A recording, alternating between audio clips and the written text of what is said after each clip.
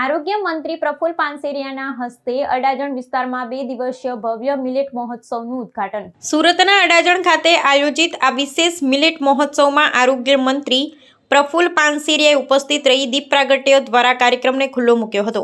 આ પ્રદર્શનમાં ખાસ કરીને દક્ષિણ ગુજરાતના વિવિધ જિલ્લાઓમાંથી આવેલા મિલેટ્સ પકવતા અને શુદ્ધ પ્રાકૃતિક ખેતી કરતા ખેડૂતો દ્વારા 54 જેટલા વૈવિધ્યસભર સ્ટોલ્સ ઊભા કરવામાં આવ્યા છે।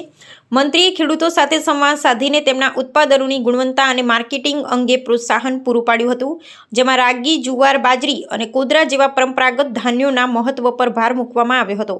આ મહોત્સવની મુખ્ય વિશેષતા મુલાકાતીઓ માટે રાખવામાં આવેલા લાઈવ ફૂડ સ્ટોલ્સ છે, જ્યાં જાડા ધાન્યમાંથી તાત્કાલિક તૈયાર થતા ગરમાગરમ વાનગીઓ પીરસવામાં આવી રહી છે। શહેરી જનતામાં મિલેટ્સ પ્રત્યે રુચિ કેળવવા માટે આધુનિક વાનગીઓને પણ હેલ્ધી ટ્વિસ્ટ સાથે રજૂ કરવામાં આવી છે।